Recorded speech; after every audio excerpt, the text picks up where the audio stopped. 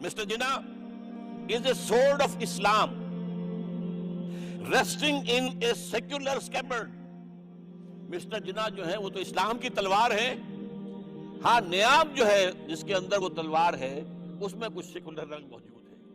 ظاہر بات ہے کہ مولوی نہیں تھے, داڑھی نہیں تھی, مذہبی اور عنصر جو ہے ان کی زندگی کے اندر نہیں تھے, اور یہ ان کی شخصیت کا بہت بڑا میں سمجھتا ہوں کہ اہم حصہ ہے. انہوں نے کوئی بھی لبادہ نہیں اوڑھا کہ مسلمانوں کے اندر میں مشہور ہونے کے لیے یا مقبول ہونے کے لیے یہ مصنوعی لبادے اوڑھ لوں. وہ اپنی سیرت و کردار کے اعتبار سے بہت مضبوط تھے. تو اس اعتبار سے یہ لفظ جو ہے بہت اہم ہے.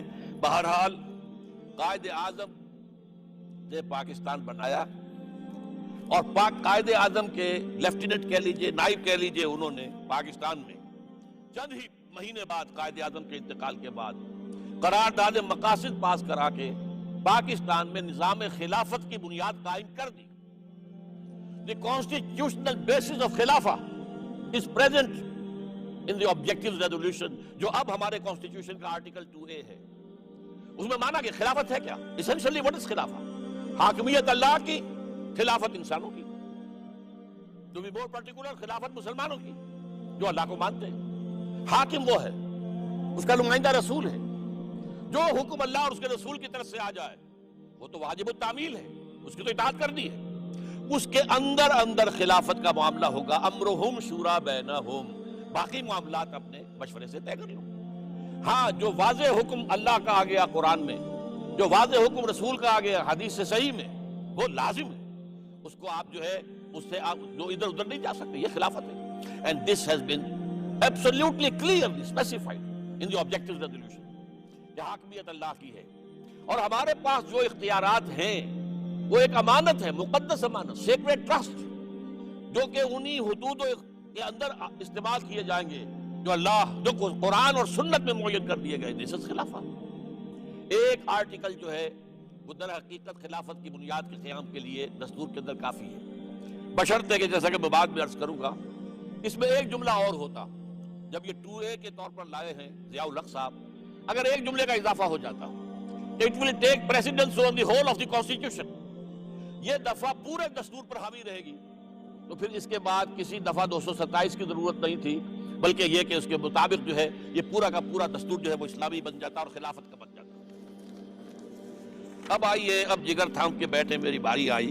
باری تو بہت دیر سے آئی ہوئی ہے, لیکن اب ذرا تلخ حصہ ہے. لیاقت علی خان کی شہادت کے بعد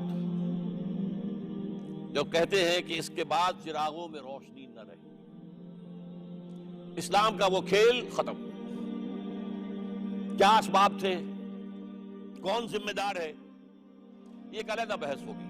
لیکن بحث جتنے مجموعی پوری قوم مسلمانان پاکستان ذمہ دار ہیں, مجرم ہیں کہ اس کے بعد اسلام کی طرف کوئی پیش رفت نہیں ہو سکے. اسلام کا نظام آف سوشل جسٹس, عدل, فریٹرنیٹی, ایکوالٹی اینڈ فریڈم کہاں ہے؟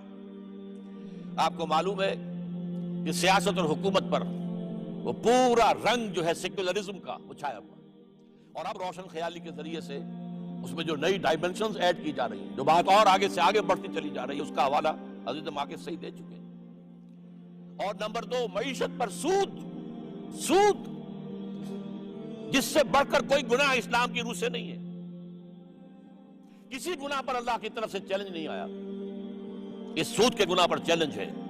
اگر باز نہیں آتے ہو فَأْذَنُوا بِحَرْبٍ مِّنَ اللَّهِ وَرَسُولِهِ, اللہ اور اس کے رسول کی طرف سے اعلان جنگ ہے تمہارے خلاف, الٹیمیٹم.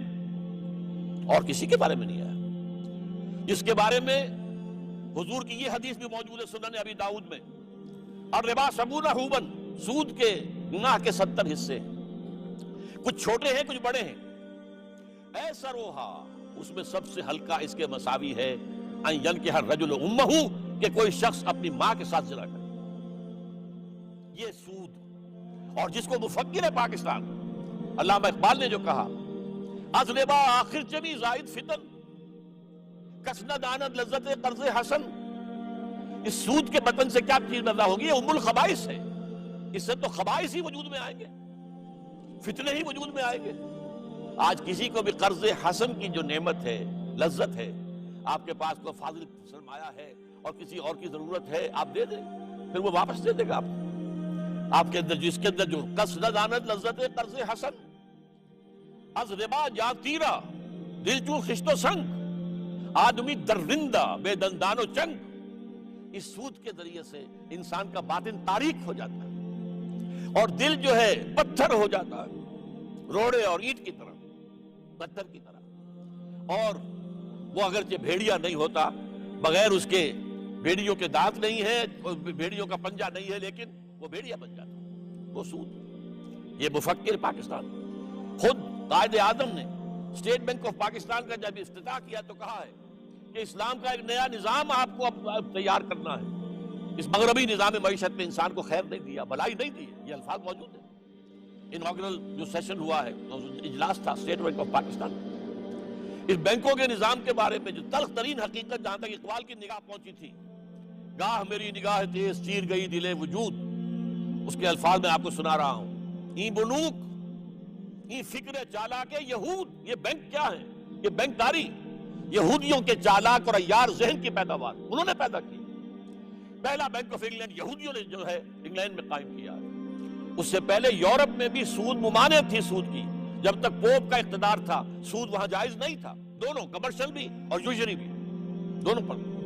لیکن انہوں نے عیسائیت کے ٹکڑے کیے, اس پہ جو ایک پروٹیسٹنٹ مذہب پیدا کیا, اس پروٹیسٹنٹ مذہب کا مرکز بن گیا انگلستان. اس نے بغاوت کی پوپ سے, اور پہلا چرچ آف انگلینڈ قائم ہوا پوپ کے خلاف, اور پہلا بینک آف انگلینڈ قائم ہوا یہودیوں کے ذریعے سے. اور پھر اس کے ذریعے سے یہودیوں نے پورے یورپ کو اپنے تسلط میں لیا ہے. جو 1905 سے 1908 تک جب گئے تھے اقبال یورپ, تو دیکھ کر اپنی آنکھوں سے آئے کہ فرنگ کی رگے جہاں پن جائے یہود میں. ای بنوک ای فکر چالاک یہود نور حق سینہ آدم ربود. انسان کے سینے میں اللہ نے جو نور رکھا ہوا ہے, روح نور ہے, اس کو نکال باہر کیا, ختم ہو